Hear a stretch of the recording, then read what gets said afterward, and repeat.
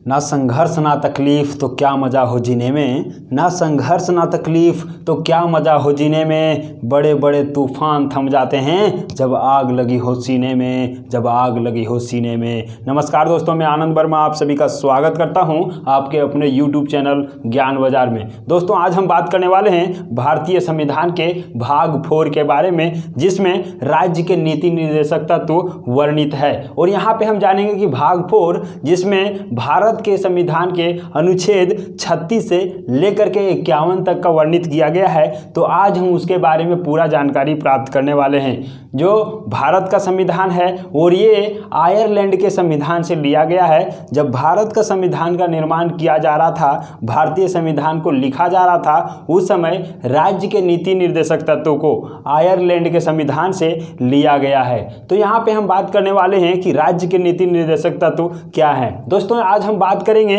उस आधार पर कि आप कोई भी एग्जाम दे रहे हैं, चाहे वो रेलवे हो या फिर रेलवे से लेकर के यूपीएससी लेवल का कोई भी एग्जाम हो, वहां पे आप बहुत ही आसानी से इससे रिलेटेड सारे क्वेश्चन को बना पाएंगे। तो दोस्तों, आप हमारे साथ जुड़े रहिए और हम आपको आज सारा जानकारी देने वाले हैं। तो चलिए शुरू करते हैं। सबसे पहले भाग 4 जो भारतीय संविधान का भाग 4 है, जिसमें हम बात किए थे दोस्तों कि भारतीय संविधान में कुल 22 भाग हैं और भाग 1, 2 और 3 का वीडियो हम अपलोड कर दिए हैं। यदि आप नहीं देखे हैं तो प्ले लिस्ट में जा करके देख लीजिए। उसके बाद हम आज बात करेंगे भाग 4 के बारे में, जिसमें वर्णित है राज्य के नीति निर्देशक तत्व।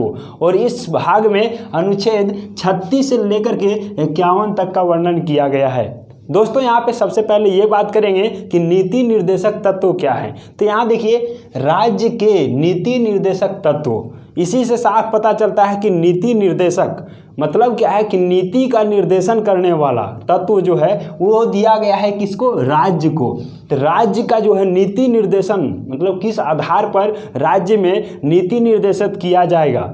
राज्य यहाँ पे जो वर्ड है ये राष्ट्र के लिए है, कोई स्टेट के लिए नहीं है। मतलब पूरे भारत के लिए जो है नीति निर्देशक किस आधार पर दिया जाएगा, किस आधार पर यहाँ नीति का निर्माण किया जाएगा, कौन से कानून को लाया जाएगा जिससे समाज का कल्याण हो, सामाजिक रूप से, आर्थिक रूप से और न्यायिक रूप से। ये तीनों स्तर पर जो है समाज को कल्याण होने वाले उन सारे कारणों को, उन सारे नीतियों को लागू करने का आदेश देता है। इस आधार पर यहाँ पे भारत के संविधान के भाग 4 में ये वर्णित किया गया है कि ये सारे निर्देशक है राज्य सरकार, जो सरकार हैं, ठीक है, राज्य के बारे में कहा गया है। तो उनको निर्देशित करता है कि आप इन्हें लागू करेंगे तो जितने भी लोग हैं, जितने भी जनता हैं या फिर भारत के नागरिक हैं, उनको सामाजिक, आर्थिक और न्यायिक रूप से लाभ हो सकता है। तो यहाँ से ये सीधा सा मतलब है कि राज्य को नीति निर्देशक तत्व ये मतलब क्या है कि राज्य को निर्देशित करता है कि आप इसे लागू करें। ये प्रताड़ित नहीं किया गया है या फिर इसमें जितने भी ये हमारा वर्णित हैं इसको न्यायालय में चुनौती नहीं दे सकते हैं। अर्थात आप ये नहीं कर सकते हैं कि इस चीज़ को लागू किया जाए। ये सरकार के ऊपर है कि उसको जो भी लगेगा कल्याण के लिए, नागरिकों के कल्याण के लिए, तो वो उसे लागू कर सकते हैं। दोस्तों, इसको सीधा सा आप समझिए कि आप किसी को निर्देश देते हैं तो उसका निर्देशक आप होते हैं, ठीक है। कोई किसी को निर्देश दे रहा है तो उसका कोई निर्देशक होता है जो निर्देश दे रहा होता है कि भाई साहब आप इस तरह से करेंगे तो एग्जाम में पास हो जाएंगे, आप ये पढ़ेंगे तो आपका अधिकतर क्वेश्चन यहाँ से आएगा। तो वो क्या है, जो उनको बता रहे हैं वो उसका निर्देशक होते हैं, निर्देश देने वाला। तो यहाँ पे भी वही है कि नीति का जो निर्देशक करने वाला है, मतलब संविधान के निर्माण के समय ये भाग में कहा गया है कि ये जो होगा वो राज्य को निर्देशित करेगा, निर्देशक रहेगा, निर्देशन देने वाला रहेगा कि आप यदि इन प्रावधानों को लागू करेंगे तो उससे जो है नागरिकों को बहुत सारे लाभ होंगे। तो इस आधार पर आप समझिए कि किसी को निर्देशित कोई करता है तो उसको हम निर्देशक कहते हैं, निर्देशन देने वाला, मार्गदर्शन करने वाला को मार्गदर्शक कहते हैं। उसी आधार पर यहाँ पे कहा गया है कि राज्य मतलब पूरा देश, देश को जो है नीति निर्देशक मतलब नीति के आधार पर निर्देशन करने वाला को ही नीति निर्देशक तत्व कहते हैं। और वो सारे तत्वों का यहाँ पे ये भाग 4 में रखा गया है और इसको न्यायालय में चुनौती देने लायक नहीं है। जैसे आप देखेंगे तो भारत का संविधान जिस समय बन रहा था उस समय 2 प्रकार के मौलिक अधिकारों का जिक्र हो रहा था, जिसमें से एक वो अधिकार जो नागरिकों को उसी समय दे दिया गया, ठीक है, जैसे हम मौलिक अधिकार देखें भाग 3 में, और वहीं दूसरी ओर देखेंगे कि कहा गया कि ऐसा भी कुछ अधिकार होगा जो उस समय के सरकार के द्वारा सक्षम नहीं होने के कारण उसे लागू नहीं किया गया डायरेक्टली, लेकिन उसे भाग 4 में राज्य के नीति निर्देशक तत्व के अंतर्गत रखा गया कि सरकार जब भी सक्षम होते जाएगा तो वो अपने अनुसार से उसको लागू करते हुए चला जाएगा। और ये भी कहा गया कि जिस तरह से नागरिकों में ज़रूरत होते जाएगा इन सारे तत्वों का, इन सारे प्रावधानों को, तो उस आधार से उसको लागू करते जाएगा। तो यही हमारा राज्य के नीति निर्देशक तत्व होते हैं, अर्थात ये निर्देशित करते हैं कि आप इसे लागू कर सकते हैं। कोई इसमें ज़बरदस्ती नहीं है कि आपको लागू करना ही होगा। ठीक है, तो यहाँ पे वर्ड आएगा कल्याणकारी, मतलब क्या है, लोगों को कल्याण के लिए। ठीक है, जितने भी नागरिक हैं भारत में उनके कल्याण के लिए कोई भी कानून लाया जा सकता है जिसमें उसको सामाजिक, आर्थिक और न्यायिक सुधार या फिर उसमें उसको सहायता, मदद मिल सके। ये सारी चीज़ों का प्रावधान भारतीय संविधान के भाग 4 में किया गया है। अब इसको हम थोड़ा डिटेल में जानेंगे कि आखिर इसमें क्या क्या शामिल है और उनको क्या क्या चीज़ को लागू करना चाहिए। देखिए दोस्तों, जब हम मौलिक अधिकार का पढ़ा रहे थे उसमें ये कहा गया था कि आपका वो अधिकार है, उसमें जितना भी चीज़ है, तो मौलिक अधिकार का आपका उल्लंघन हो रहा है तो आप आवाज़ उठा सकते हैं, न्यायालय में जा कर के अपील कर सकते हैं कि ये हमारे खिलाफ हो रहा है। लेकिन यदि आप भाग 4 के किसी भी प्रावधान को उठा करके न्यायालय जाएंगे तो वहाँ पे ये नहीं सुना जाएगा, क्योंकि ये न्यायालय के विरुद्ध है। ठीक है, न्यायालय में आप इसका चुनौती नहीं दे सकते हैं। तो अब हम बात करते हैं इसका डिटेल में और किस आधार से यहाँ पे क्वेश्चन पूछे जाते हैं। बहुत सारे क्वेश्चन बनते हैं, तो सारे क्वेश्चन को यहाँ से हम जिक्र करेंगे। इसके बाद आपका एक भी क्वेश्चन नहीं छूटने वाला है, ये आप देख लीजिएगा इस वीडियो के बाद में। चलिए दोस्तों, यहाँ से हम शुरू करते हैं। सबसे पहले यहाँ पे हमने देखा कि भाग 4 में हमारा राज्य के नीति निर्देशक तत्व हैं जो अनुच्छेद 36 से 51 में वर्णित है। भारतीय संविधान के भाग 4 में है और उसका 36 से 51 में है। तो हम आज 36 से 51 के सभी अनुच्छेद को पूरे डिटेल से जानने वाले हैं। देखिए यहाँ पे हम शुरू करेंगे सबसे पहले अनुच्छेद 36 को। दोस्तों 36 में कहा गया कि राज्य की वही परिभाषा दिया गया है जो भाग 3 में दिया गया था, अर्थात भाग 3 में भी राज्य के बारे में जिक्र किया था। ठीक है, तो यहाँ पे हम जानते हैं कि राज्य का परिभाषा क्या दिया गया है। तो देखिए सबसे पहले क्या है कि राज्य उसे ही कहा जा सकता है जहाँ पे जनसंख्या हो, जनसंख्या होगी तभी राज्य होगा। और उसमें क्या है कि पहला नंबर तो उसमें जनसंख्या होनी चाहिए। मान लीजिए जनसंख्या हो गया तो उसमें क्या होगा कि राज्य क्या होना चाहिए, वहाँ पे निश्चित भूभाग होना चाहिए। उन सारे जनसंख्याओं को रहने के लिए, निर्वाह करने के लिए, वहाँ पे अस्थायी रूप से बसने के लिए उसके पास जगह होना चाहिए। तो यहाँ पे दूसरा हमारा क्या हो गया, निश्चित भूभाग हो गया, उसके पास पूरा भूभाग भी होना चाहिए। यहीं पे हम बात करते हैं तीसरा क्या होना चाहिए, उन सारे लोगों को संचालित करने के लिए एक सरकार होना चाहिए। तो ये राज्य के तत्व हो गए। और फिर हम बात करते हैं संप्रभुता होनी चाहिए। तो यहाँ से हमने देखा कि जनसंख्या हो गया, निश्चित भूभाग हो गया, सरकार हो गया, संप्रभुता हो गया। तो ये हमारा क्या है, राज्य के महत्वपूर्ण तत्व हैं। राज्य होने का यही 4 तत्व को निश्चित किया गया है कि राज्य का परिभाषा इन्हीं तत्वों के आधार पर दिया गया है। तो 36 में हम देखें कि राज्य की परिभाषा दिया गया है। अब वहीं पे हम बात करते हैं 37 को। 37 में क्या कहा गया है कि इस भाग में जितने भी प्रावधान दिए गए हैं, जो अनुच्छेद 36 से लेकर के 51 के बीच का जितने भी प्रावधान हैं, वो न्यायालय में चुनौती देने लायक नहीं है। मतलब कह सकते हैं कि ये प्रावधान जो है न्यायालय में नहीं ले जा सकते हैं। ठीक है, तो यहाँ से न्यायालय से क्या हो गया, ये अलग हो गया, न्यायालय में कोई चुनौती नहीं दे सकते हैं। तो वो कहाँ है, 37 में है। तो इसको 36 और 37 को आप एक साथ याद रखिए। 36 में क्या कहा, राज्य का परिभाषा, वहीं 37 में कहा कि राज्य के नीति निर्देशक तत्व जो होंगे वो न्यायालय से बाहर रहेंगे, उसके विरुद्ध नहीं प्रावधान आप ला सकते हैं। ठीक है, अब यहीं पे हम बात करते हैं अनुच्छेद 38 को, और इसमें हम रिलेट करके पढ़ेंगे अनुच्छेद 38, 39 और 39 का 1, 2, 3 को। ठीक है, देखिए कैसे इसको हम देखेंगे। 38 में कहा गया है दोस्तों कि लोक कल्याण की वृद्धि में सरकार के द्वारा प्रयास किया जाएगा। लोगों का कल्याण किस आधार पर होगा? या तो वो सामाजिक आधार पर होगा कि समाज के सारे लोग किस आधार पर जी रहे हैं, उनको क्या कमियां हैं, या फिर उसी में देखेंगे आर्थिक आधार पर होगा कि समाज के सारे लोग एक लेवल के नहीं हैं। आर्थिक क्षेत्र में बहुत सारे लोग गरीब हैं, बहुत सारे लोग मध्यम स्तर के हैं और बहुत सारे लोग उच्च स्तर के हैं। तो वहीं पे क्या कहा गया है कि सरकार के द्वारा लोक कल्याण के वृद्धि का प्रयास किया जाएगा। मतलब क्या है कि नीचे तबके के लोगों को भी ऊपर उठने का जो है सरकार के द्वारा ऐसा कानून लाया जाए या फिर ऐसा मदद किया जाए लोगों को कल्याण के लिए, ताकि वो भी ऊंचे उठ सके, ऊपर उठ सके। तो उसका जो प्रावधान किया गया है वो अनुच्छेद 38 में किया गया है और यहीं पे कहा गया कि लोक कल्याण की वृद्धि किया जाएगा और उसी आधार पर कहा गया है कि उन सारे लोगों को न्याय भी मिलना चाहिए। किन लोगों को? जो नीचे तबके के हैं। और उनको किस आधार पर न्याय मिलेंगे? तो पहला सामाजिक, दूसरा आर्थिक और वहीं पे तीसरा न्यायिक न्याय भी मिलना चाहिए। ठीक है, राजनीतिक न्याय मिलना चाहिए, है ना। तो उसको तीनों आधार का, क्या, सामाजिक, आर्थिक और राजनीतिक न्याय, तीनों स्तर का न्याय मिलना चाहिए। तो ये हमारा कहाँ पे वर्णित है? तो अनुच्छेद 38 में वर्णित है। यहीं पे हम बात करते हैं अनुच्छेद 39 में, और 39 में 3 भागों में बांट करके इसको लिखा गया है। 39 का 1 जिसमें कहा गया कि समान काम के लिए पुरुष तथा महिला को समान वेतन दिया जाना चाहिए। कितना अच्छा होता है दोस्तों कि समान काम है, एक ही काम है, लेकिन क्या होता था इसमें कि महिला को कम वेतन दिया जाता था, है ना। काम तो वही है, एक ही काम है, लेकिन वहीं पे पुरुषों को ज़्यादा। तो इसको क्या है कि सरकार अपने से इसको लागू कर सकता है कि नहीं, एक ही काम है तो उसके लिए महिला हो या पुरुष हो सबको समान वेतन दिया जाएगा, है ना। तो महिला और पुरुष को समान वेतन दिया जाएगा। किस में है? 39 का 1 में है। वहीं 39 का 2 की बात करें तो ये है कि आय के संकेंद्रण को कम किया जाएगा।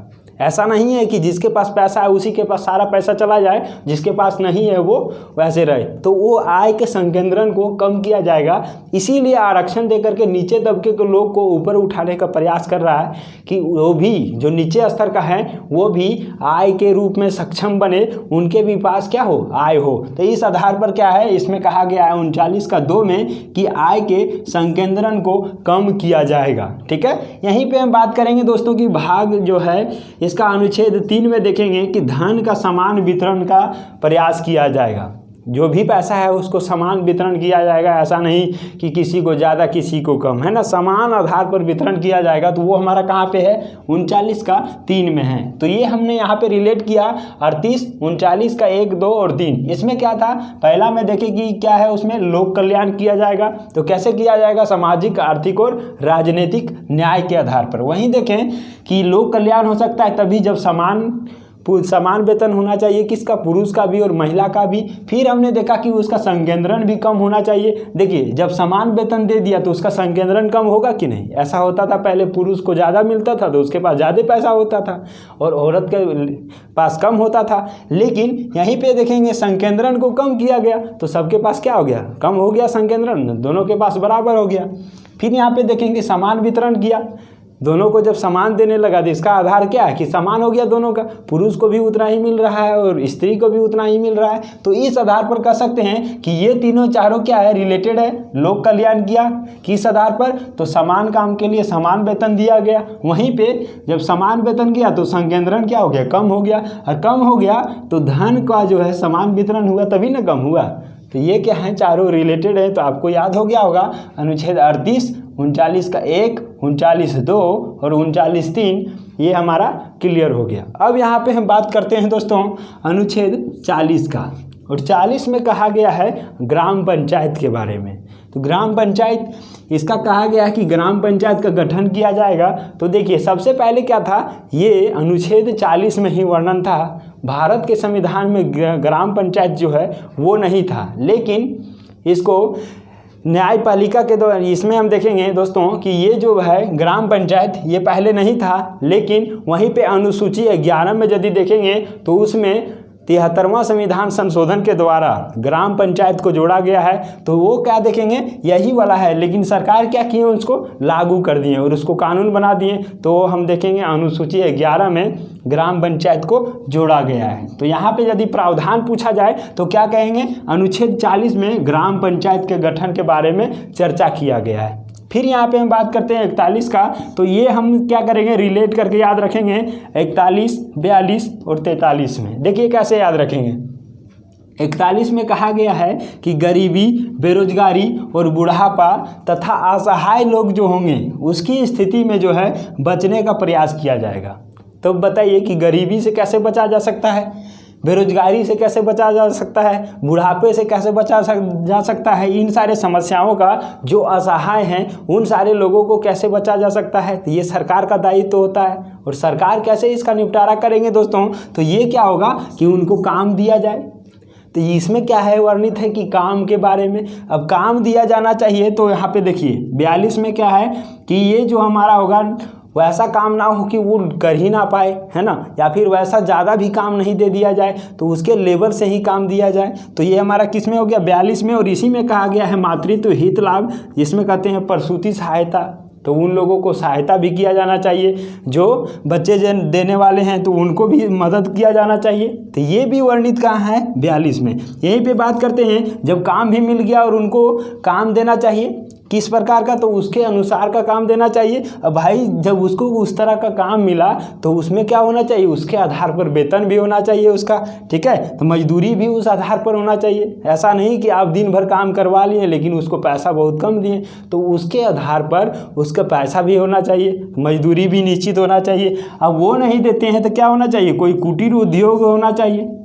जब काम नहीं दे रहे हैं तो क्या होना चाहिए कि कुटीर उद्योग का, जैसे घर में कोई अपना कुछ बना सके, ठीक है, छोटा मोटा उद्योग जिससे उसका रोजी रोजगार चले, तो वो भी कर सकता है। तो ये कहाँ पे वर्णित है, तो अनुच्छेद 43 में है। तो यहाँ से आपका क्लियर हो गया कि 41 में कहा गया है गरीबी, बेरोजगारी या फिर असहाय की स्थिति में उससे बचने का प्रयास किया जाएगा, और उसको बचने के लिए काम है ना, काम दिया जाएगा लोगों को। किस आधार पर काम दिया जाएगा, जो जिस लेवल का है उसको उस लेवल का तो मनोचित दशा को देख करके दिया जाए। और इसी में है मातृत्व हित लाभ भी। और यहीं पे बात करेंगे कि नहीं ज़्यादा काम हो सकता है तो उसको कुटीर उद्योग ही दिया जाए और उसको उसके मजदूरी दिया जाए काम के अनुसार से। तो ये सारा कुछ हम यहाँ पे देखें अनुच्छेद 41, 42 और 43 में। इसको आप अच्छे से रिलेट कर पाए होंगे। अब हम बात करते हैं अनुच्छेद 44 का, 44 का।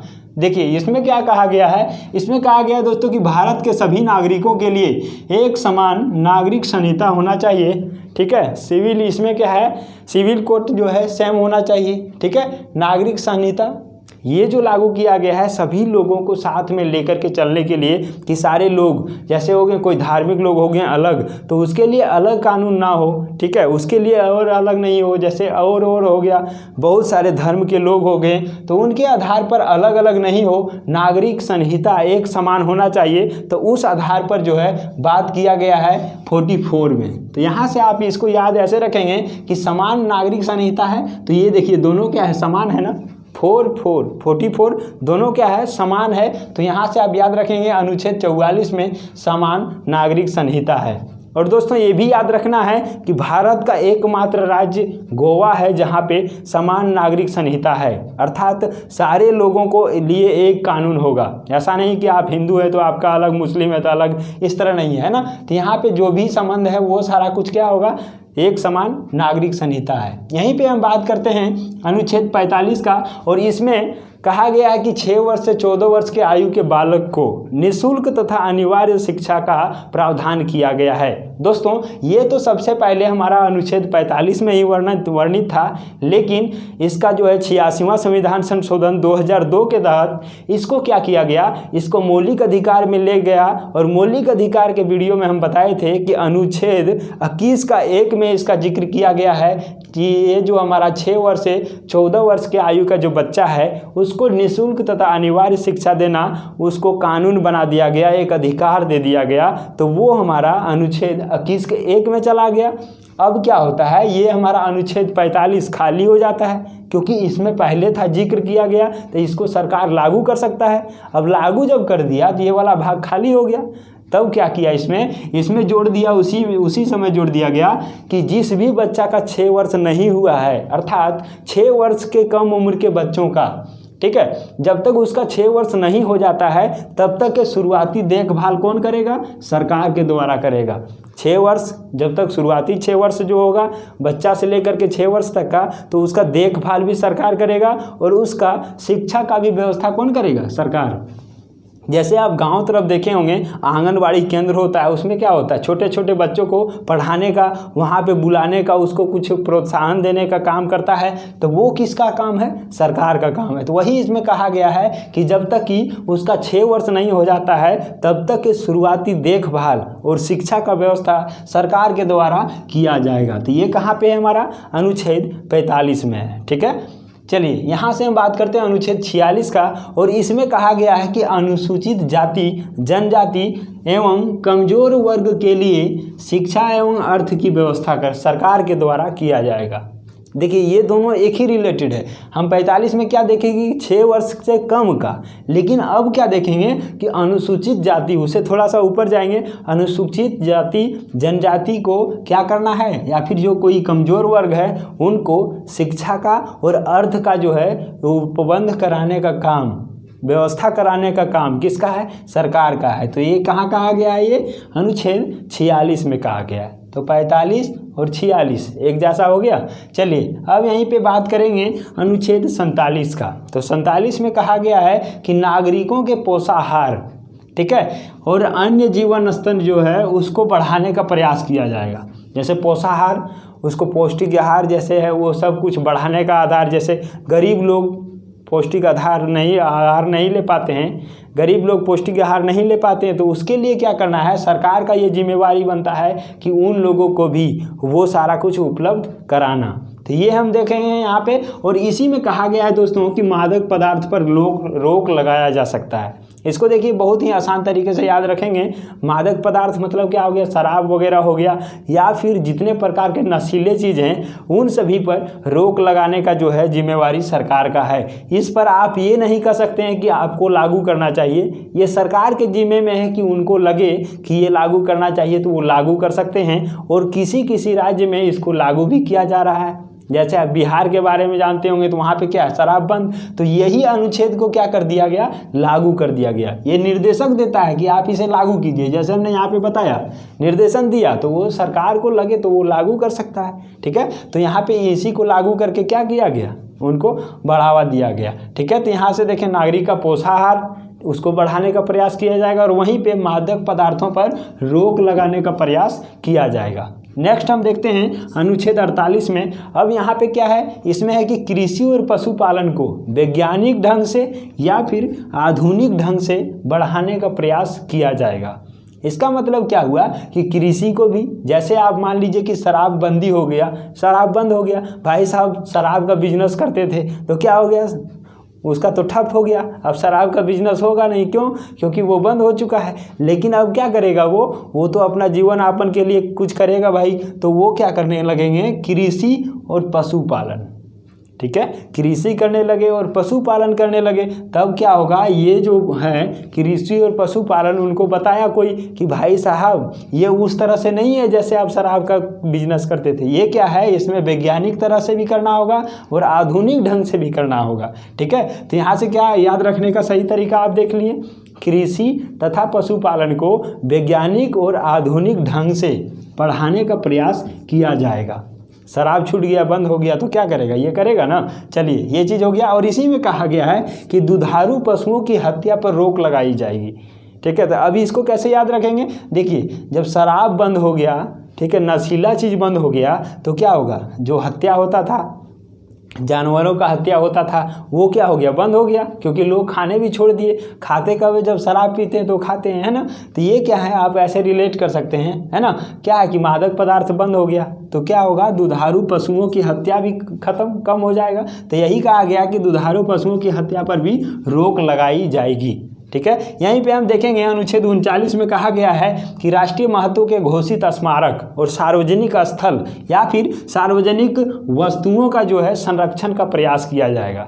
इसका अर्थ क्या है कि बहुत सारे चीज़ हमारे देश में ऐसे हैं जो राष्ट्रीय महत्व का घोषित हैं, या फिर वैसे जगह हैं जो राष्ट्रीय जगह हैं। ठीक है, सार्वजनिक जगह है और सार्वजनिक वस्तुएं बहुत सारे हैं, तो उन सारे चीज़ों को संरक्षण का प्रयास किया जाएगा। जो हमारा पहले बना हुआ है उन सारे चीज़ों को बनाए रखने का प्रयास किया जाएगा। जो संस्कृति हमारा है उन सारे चीज़ों को, स्मारक वगैरह को सुरक्षित रखने का प्रयास किया जाएगा। तो वो कहाँ पे है? तो 49 में। तो यहाँ से एक चीज़ देख लेंगे, 46, 47 और 48 हमारा एक जैसा है।